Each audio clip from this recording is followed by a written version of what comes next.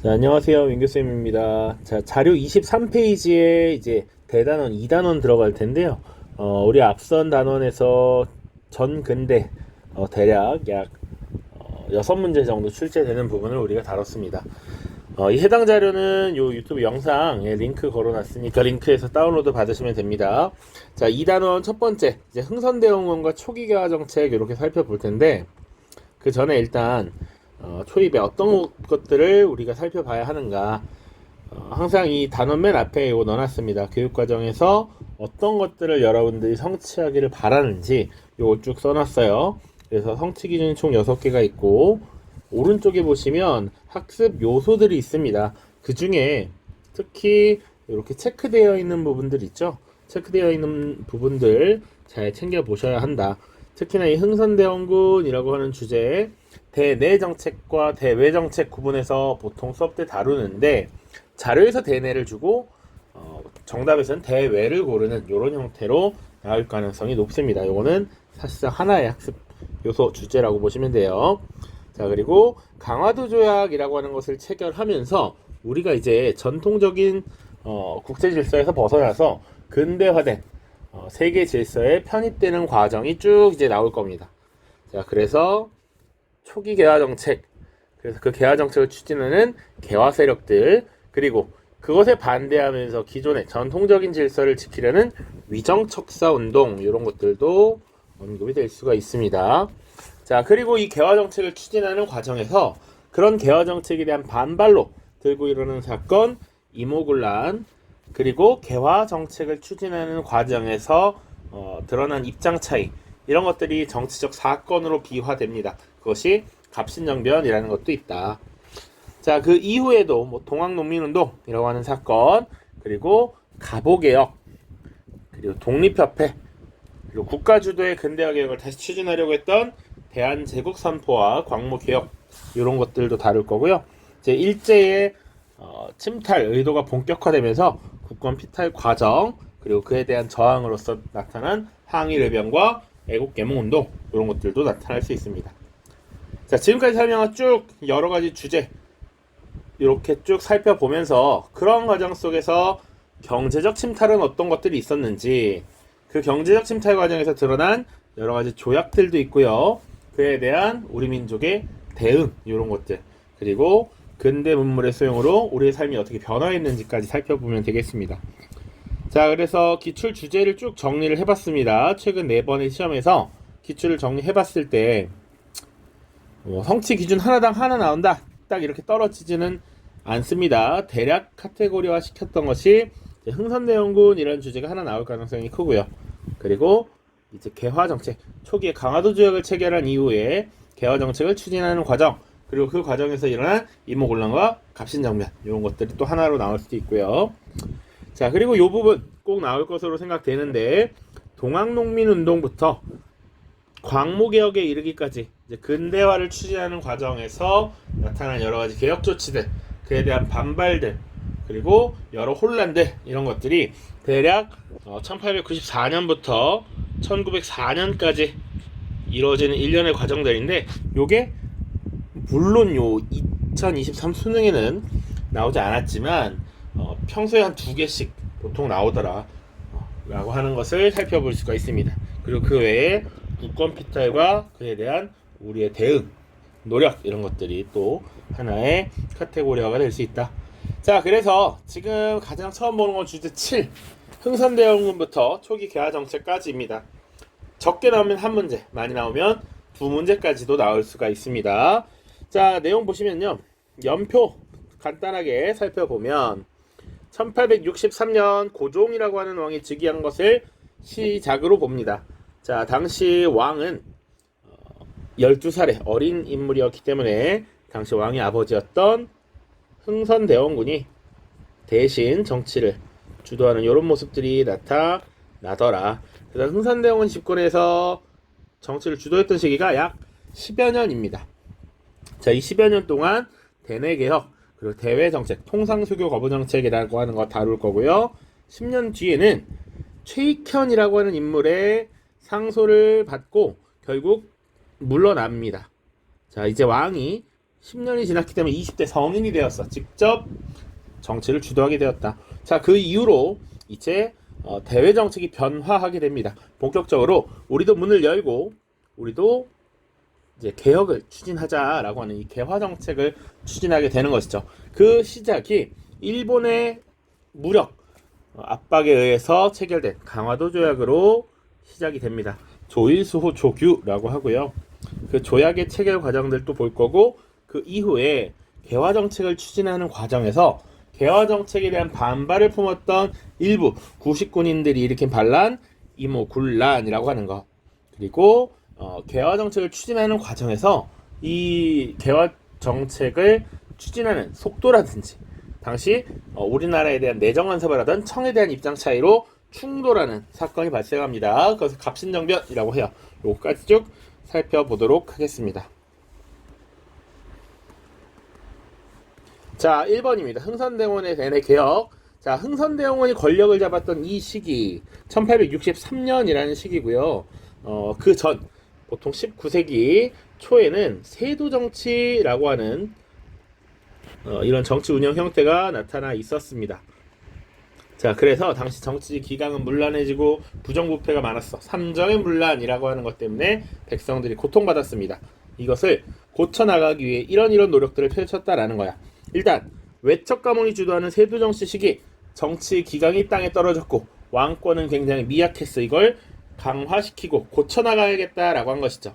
자, 그래서 당시에 정치를 주도했던 세도 가문이 독점하고 있었던 비변사라고 하는 기구를 축소하고요. 사실상 이제 폐지합니다. 그리고 나서 정치는 의정부가 전담하도록 하고 군사와 관련된 업무는 삼군부라는 기구에서 맡도록 이 업무를 나누어 버립니다. 자, 그렇다면 그 전에 비변사는 조선 후기에 정치, 군사적 기능을 모두 가지고 있었다라는 것이지. 이것을 분리시킴으로써 권한을 약화시켰다. 자, 그리고 그동안의 모든 법전들을 총망라해서 새로운 법전인 대전회통이라는 거 편찬하고요. 자, 그리고 조선 왕조의 메인 궁궐인 경복궁을 다시 짓습니다. 왕실의 기강, 위엄을 사로잡기 위해서 다시 다잡기 위해서 설치를 한 것이고요. 이 경복궁을 짓기 위해 많은 돈이 필요했기 때문에 당시 원납전이라고 하는 기부금을 거뒀고 그리고 고액 화폐인 당백전을 발행하였습니다. 물론 이 당백전은 기존의 화폐였던 상평통보의 100배 가치, 명목상 100배 가치를 하는 것이었기 때문에 고액 화폐가 발행됨에 따라 물가가 크게 올랐고 이것은 백성들을 고통스럽게 하는 조치였다. 또 그 외에 양반들의 묘지에 있는 나무들을 베어온다든지 백성들을 강제 동원한다든지 이런 문제가 많이 발생했습니다. 또한 각종 특권을 누리면서 사회를 병들게 하고 있었던 서원이라고 하는 이 사립교육기관을 대규모로 철폐, 없애버립니다. 47개만의 서원을 남기고 나머지는 다 없애버리도록 했다라는 것이죠. 자, 그리고 기존의 삼정의 문란을 개혁하기 위해서 이런 정책들을 펼쳤다라는 거야. 전정은 땅에 대한 세금이었는데 숨어있는 땅을 찾기 위한 양전사업, 그리고 군정, 당시 백골징포, 황부첨정 같은 문제가 있었는데 모든 양반이든 쌍놈이든 집집마다 포를 내게 하는 호포제를 시행하였다. 중요합니다. 호포제. 그리고 빈민고율제도였던 환국에서는 사창제라고 하는 것을 운영하겠다. 쌤이 지금 다 설명하면 너무 좋겠지만 우리 키워드를 중심으로 가져갑시다. 벌써 영상이 9분이나 되기 때문에. 자, 그리고 이 흥선대원군이 집권했던 시기엔 외부적으로 이양선이라고 하는 것이 출몰을 하고 있었습니다. 이상한 모양의 배라는 의미야. 이 이상한 모양의 배에 대포가 막 실려 있고요. 우리가 흔히 보기 어려운 서양 외국인들이 막 타고 있었단 말이지. 그리고 뭐라 샬라샬라해. 참 이 조선인들에게는 낯선 광경이고 위기감이 들 수밖에 없었던 것이죠. 그리고 주변에 중국, 일본 이미 털리고 있었단 말이야. 자, 그런 와중에 사실은 일련의 사건들이 벌어집니다. 자, 병인양요, 오페르트 도굴 사건, 신미양요 세 가지 다뤄볼 텐데 병인양요, 요 병인은 연도예요. 여기 신미도 마찬가지입니다. 자, 1866년에 병인 박해라고 하는 사건이 발생해요. 당시 천주교 신자 9천여 명과 프랑스 선교사 9명을 처형했던 사건입니다. 그것을 빌미로 프랑스가 쳐들어왔고, 당시 프랑스가 강화도로 쳐들어왔을 때 한성근이라고 하는 인물이 문수산성에서, 양원수라고 하는 인물이 삼랑성 혹은 정족산성이라고도 합니다. 이곳에서 열심히 맞서 싸워 이겨냈다. 자, 그래서 결국 프랑스군은 당시 강화도에 있었던 외교장각의 도서들, 대표적으로 의궤 같은 것들이 있습니다. 이것들을 약탈해 갔다라는 것. 자, 그 뒤에 1868년에는 독일의 상인이었던 오페르츠가 이 조선을 개항시키고 무역을 하기 위해서 당시 협상의 도구로서 흥선대원군의 아버지였던 남연군의 묘를 도굴하려고 합니다. 물론 실패로 끝나요. 자, 그러나 이 사건이 알려지면서 이 서양놈들 정말 폐륜적인 악질적인 놈들이구나 라고 하는 반감이 생겼다라는 것이죠. 자, 그 다음 신미양요는 또 3년 뒤인 1871년이었고요. 제너럴 셔먼호 사건이라고 하는 것이 배경이 됩니다. 요거는 약 5년 전에 있었던 일이에요. 미국의 상선 제너럴 셔먼호가 평양에 와서 통상을 요구하면서 민가를 불태우고 약탈을 하는 이런 일들이 발생하자 평양의 관리와 당시 백성들이 제너럴 셔먼호를 불태우고 침몰시켰던 일입니다. 이걸 빌미로 미국이 침략을 해왔다. 당시 맞서 싸운 인물이 어제연이라는 인물, 광성보, 초지진 같은 장소, 전투가 치러진 장소 같이 알아두면 좋겠다. 자, 그리고 미국이 결국 우리가 강화도를 약탈하고 침략하고 불태우고 얘네들 좀 혼 좀 내주면 조선정부가 반응하겠지라고 생각을 했던 거야. 그런데 조선정부는 끝까지 반응하지 않았습니다. 자, 그래서 시간이 좀 지나서 미군이 돌아가게 되었고요. 그것을 이 조선정부가 확인한 이후에 척화비라고 하는 것을 건립하죠. 우리가 화친을 배척한다라는 얘기야. 저 서양놈들과 교류하지 않겠다. 배척할 것이다. 저들과 화친하자고 하는 건 나라를 팔아먹는 것이다 라고 해서 전국의 비석을 딱딱딱 세우면서 통상수교를 거부하겠다라는 그런 의지를 강력하게 보여줬던 것이죠. 자, 요게 흥선대원군입니다. 그래서 대내개혁 하나 자료로 던져주고 정답과 관련해서는 뭐 통상수교 거부 정책을 실시했다 이런 것들을 물어볼 수 있다. 혹은 여기서 마찬가지죠. 요 삼정의 문란과 관련된 자료를 주고 여기 왕권 강화 정치개혁과 관련된 주제를 또 물어볼 수도 있겠습니다. 자, 그 다음입니다. 이제 조선의 개항과 불평등 조약의 체결. 자, 흥선대원군이 결국 10년 정도 정치 권력을 잡고 있었다가 결국은 이제 고종에게, 아들에게 직접 정치를 주도하도록 이제 떠나게 됩니다. 중앙 정치를 떠나게 돼요. 자, 그리고 나서 조선에서는 이 외국을 상대하는 정책이 변화하게 됩니다. 자, 우리도 바뀌어가는 국제 질서에 맞춰가야 한다라는 것이지, 그래서 내부적으로 개화를 해야 한다라고 하는 개화파 세력들이 점차 등장을 하고요. 그런 와중에 운요호 사건이라고 하는 사건이 발생합니다. 당시 일본의 군함이었던 운요호가 강화도에 와서 우리나라 바다를 막 수색하고, 이에 대해서 조선군이 대응을 하자 강화도 지역, 영종도 지역을 포격했던 사건이야. 자, 이것을 빌미로 사실 조선 정부는 일본에 의한 개항의 위기에 다다랐습니다. 조선 내부에서는 결국은 우리가 이것을 거스를 수 없다라는 현실적 인식도 갖고 있었기 때문에 일본과 조약을 체결하게 되었고, 그것이 최초의 근대적 조약이었던 강화도 조약입니다. 일본과 체결을 했습니다. 그래서 자, 여러 가지 내용이 있지만 이때 부산, 원산, 인천과 같은 3개의 항구를 개항했고요. 그리고 우리나라의 해안을 측량할 수 있는 권한, 그리고 일본인이 잘못했을 때 우리가 처벌할 수 없는 영사재판권을 인정하는 이런 근대적이면서도 불평등한 조약을 체결을 했습니다. 자, 그리고 일본과 근대적 조약을 체결한 이후에 이제 여러 나라와 조약을 체결하게 되어, 자, 그 이후에 조미수호 통상조약이라고 하는 것을 미국과 체결하게 되는데, 알고 있어야 될 것. 자, 당시 일본에 파견되었던 사신인 김홍집이라고 하는 인물이 책을 하나 갖고 들어옵니다. 조선 책략, 조선이 정책적으로 취해야 할 전략이라는 얘기야. 중국인이 쓴 책이고요. 조선이 지금 주변 청나라, 일본, 그리고 북쪽에 러시아가 내려오는 상황에서 이것을 어떻게 해야 할 것인가, 그 전략을 써놓은 책이었고, 미국과 친해져야 돼, 미국과 연합해야 돼 라는 내용이 있었단 말이지. 그래서 미국과 조약을 체결했고요. 이건 배경이야. 그러니까 자, 그래서 실질적으로 체결한 내용에는 미국을 최고의 혜택을 주는 최혜국으로 대우한다, 서로 어려운 일이 있으면 도와준다, 그리고 의로서 서양과 최초로 맺은 근대적 조약이었다 라는 내용들이 있는 것이죠.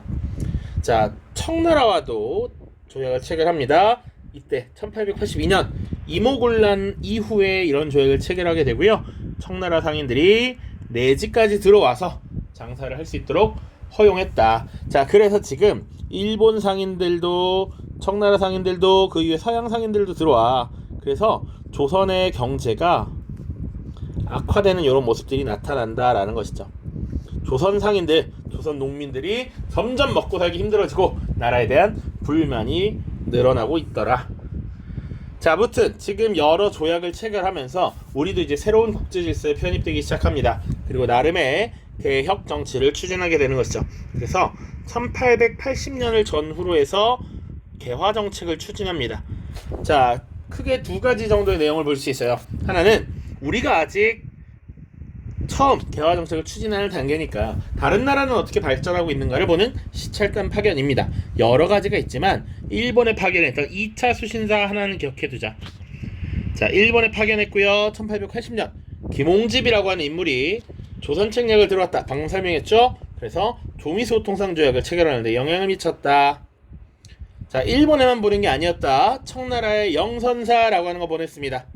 자, 그래서 근대식 무기제조 공장, 근대식 군사훈련 이런 것들을 시찰하고 왔고요. 기기창이라고 하는 관청, 이 기구를 설치해서 우리도 근대식 무기를 만들기 시작했다 정도 보시면 됩니다. 자, 그리고 이러한 시찰단 파견의 결과로 우리도 개화 정책을 추진해야겠지. 여러 제도들을 개편하게 됩니다. 그래서 개혁을 총괄하는 기구로서 통리기무함을 설치했고요. 그 밑에는 사실은 12개의 부서를 또 두었습니다. 12사라고 하는 것. 자, 그리고 일본이나 서양 열강처럼 우리도 강력한 군대를 가져야 해 라고 해서 신식 군대인 별기군을 창설했다. 자, 그리고 기존의 군형이 5개 부대가 있었는데 2개로 통폐합합니다. 이런 것들이 나중에 구식 군대의 불만을 일으킴으로써 이모군란의 배경이 되기도 했다라는 것을 표기를 하고 있습니다. 자, 그리고 이모군란과 갑신정변 보시면 구식군인에 대한 차별이 배경이 되었고요. 그리고 일본이나 미국이나 청나라와 수교를 하면서 우리나라 쌀이 특히 일본에 많이 유출되면서 쌀값이 크게 오르고 서울의 하층민들이 불만이 많았거든. 그래서 구식군인들이 주도한 이 사건에 서울의 하층민들이 가담을 했고, 그리고 개화정책, 이런 통상수교 정책에 불만이 많았기 때문에 흥선대원군께 다시 찾아가서 다시 나라 좀 제대로 돌아가게 해주십시오 라고 요청을 했던 것이죠. 자, 이런 소요 사태는요 결국 조선 정부가 청나라의 도움을 요청하면서 해결이 되는데요. 청나라 군대가 진압을 했고요. 이 사건의 주동자로서 흥선대원군을 납치해 가고요. 자, 그 결과 중요합니다. 결과 일본과는 재물포조약이라고 하는 것을 체결합니다. 그러니까 이 구식군인들이 들고 일어나서 당시 일본인 교관을 살해하기도 했고요. 그리고 신식군대가 훈련받는 이런 데를 막 헤집고 다녔어. 공사관을 위협하기도 했단 말이야. 그래서 일부의 배상금을 지불하고 그리고 공사관을 지킬 수 있는 경비병을 주둔할 수 있는 권한을 획득합니다. 그것이 재물포조약이었고요. 청나라 역시 자신들이 도움을 주고 나서 조청상민수령 무역장정이라는 것을 체결하면서 청나라 상인들이 한국의 수도였던 서울까지 들어와서 장사할 수 있게 허락을 해주는 이런 결과가 나타납니다. 자, 요게 1882년의 일입니다. 자, 그리고 갑신정변은 1884년의 일인데요. 이모군란 이후에 개화정책을 화끈하게 추진할 수 없었어. 반발하는 사람들이 많았기 때문에. 자, 그래서 개화정책을 온건하게 추진하기 시작했고요. 그리고 이 이모군란이 추진된 이후에 청나라의 간섭이 굉장히 심했어. 그러니까 개화정책을 주도하는 사람이 청나라의 영향을 받아서 되게 온건한 정책을 추진하고 있었던 것이지. 그것에 대해서 젊은 이 급진적인 성향을 가진 세력들은 반발심을 갖고 있었습니다. 그래서 젊은 지식인들, 급진개화파를 중심으로 하나의 사건이 벌어지게 돼요. 김옥균과 그 주변 급진계합파 세력들이 주도를 했고요. 우정총국 개국 축하연이라고 하는 행사를 사건의 D-Day로 잡습니다. 일종의 우체국이야. 우체국을 처음 여는 날이니까 고위 관료들이 모여서 테이프 커팅하고 이런 거 할 거 아니야. 그때 다 모이니까 이 온건계합파 세력들을 제거하고 빠르게 개화 정책을 추진해야겠다라는 생각을 한 것이죠. 자, 그래서 이 급진계합파 세력들은 그들을 제거하고 혁신정강 14개조라고 하는 것을 발표합니다. 거기 다양한 내용이 있는데 인민의 평등을 강조한다든지 재정과 관련된 업무는 하나의 호조라고 하는 하나의 기구에서 총괄하도록 한다든지 이런 것들을 주장을 해요. 자, 이런 급진적인 개혁 정책을 추진합니다. 그러나 조선정부의 요청을 받은 청나라 군대가 들어옴으로써 3일 만에 끝이 나. 그래서 3일천하라는 호칭도 붙고요. 그 결과로 결국 일본도 사실 또 피해를 입었어요. 일본군이 도와주기로 했다가 일본군이 습격을 받기도 하고 일본 공사관이 막 공격을 받았거든. 그래서 일본과 한성조약을 체결함으로써 공사관 신축 비용, 배상금 이런 것들을 지불했고요. 청나라와 일본이 조약을 체결합니다. 이때 두 나라가 갑신정변이라는 사건 때문에 둘이 또 충돌을 할 뻔했거든. 그래서 두 나라 군대를 모두 철수시키고 또 나중에 조선의 병력을 파견하면 알려주자라고 하는 텐진 조약을 체결합니다. 요것이 나중에 청일전쟁 당시에 청나라와 일본 군대가 조선을 주둔하고 충돌까지 이어지는 이런 것들이 배경이 되더라. 지금 20분이 살짝 넘었는데요. 요거 하나만 더 보겠습니다. 자, 지금 개항을 결국 하게 되었고 그리고 나서 개화 정책을 추진했습니다. 자, 이런 것들을 마냥 좋아하지만은 않았단 말이야. 반대하는 세력들이 있었어. 자, 그 반대하는 세력들의 정치 노선, 정치 운동을 위정척사 운동이라고 합니다. 자, 요 위정척사 운동은 요 자체가 정답 선지로 나올 수 있어. 위정척사 운동의 전개라고 볼 수 있습니다. 정은 바른 것이야. 바른 것을 호위하고 지키고 사악한 것, 기독교 이런 것들을 배척하자라는 얘기야. 시대별로 다양한 목소리로 나타났는데 당시 이양선이 출몰했던 1860년대는 통상 반대 운동 혹은 척화주전론이라고 하는 것이 등장했습니다. 화친을 배척하고 전쟁을 주장했다라는 얘기야.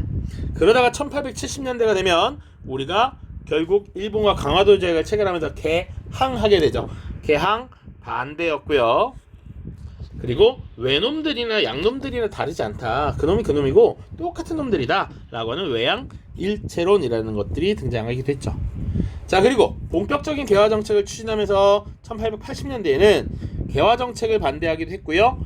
그리고 미국과의 수교가 당시 화두였습니다. 그래서 이 영남만인소라고 하는 것들이 제기가 되면서 미국과의 수교 반대, 개화정책 반대하는 움직임이 나타났더라. 실제 기출문제에서는 이런 것들을 주고서 이것을 하나의 탐구 주제로 묶으면 어떻게 될까? 라고 했을 때 위정척사운동의 전개라고 답이 출제가 된 적이 있습니다. 자, 선지도 잘 보시면요. 첫 장에서도 봤지만 대원군이 출제가 됐었고요. 그리고 개항 이후에 조약의 체결이라든지 혹은 이모곤란, 갑신정변이 각각 한 번씩 출제가 됐습니다. 이제 기출문제 한번 쓱 보도록 하죠. 자, 다음 영상에서 만나겠습니다. 안녕.